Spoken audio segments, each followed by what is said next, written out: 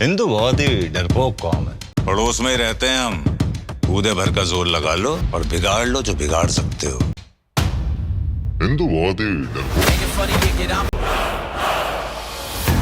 रहमान डकैत की मौत के बाद लियारी की सड़कों पर खौफ हरस का माहौल। दोस्तों, जब धुरंधर बनाई थी तभी मैंने कहा था कि मेकर्स ने इस फिल्म को सिर्फ फिक्शन रखना चाहिए था, लेकिन जैसे पहले पार्ट की हालत की थी वैसे ही इस बार भी इन्होंने फिल्म की पूरी वाट लगा दी है। अब आप खुद समझो, मैं ये रिव्यू ना किसी भक्त बनकर दे रहा हूँ और ना किसी चमचे की तरह, सीधा साफ और हॉनेस्ट रिव्यू होगा। सबसे पहले बात करते हैं एक्टिंग की। फिल्म में रणबीर सिंह, आर माधवन, राकेश बेदी, संजय दत्त और अर्जुन रामपाल ने कमाल की एक्टिंग की है। इन लोगों ने इंडियंस होके भी पाकिस्तान जिंदाबाद के नारे लगाए हैं।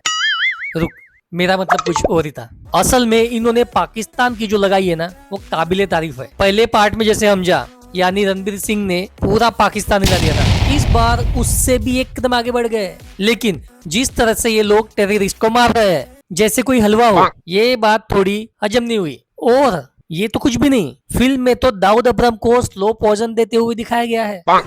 अरे मुझे चक्कर आने लग गया अब। कॉन्सेप्ट इंटरेस्टिंग था, लेकिन एग्जीक्यूशन ऐसा कि आपको समझ ही नहीं आएगा क्या बात कर रहे हैं?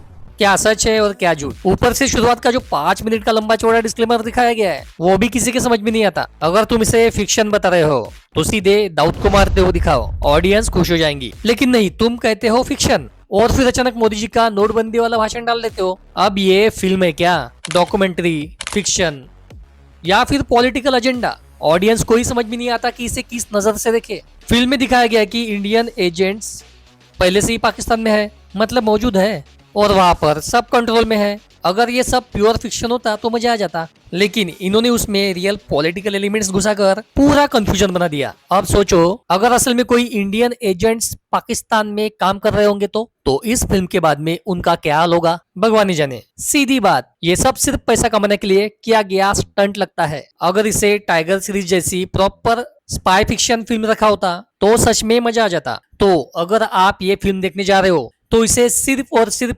एंटरटेनमेंट समझकर ही देखो। और हाँ, अपने देश में ऐसे लोगों की कमी नहीं है जो बिना सोचे समझे चीजों को सच मान लेते हैं, और वही सबसे खतरनाक बात है। अगर मैं इसे 100% फिक्शन मानूं तो मेरी तरफ से 10 में से 8 रेटिंग, लेकिन अगर इसे पॉलिटिकल स्टंट के हिसाब से देखूं तो सीधा 10 में से 0। अब आपकी क्या राय है, सोच समझकर कमेंट्स में बताना।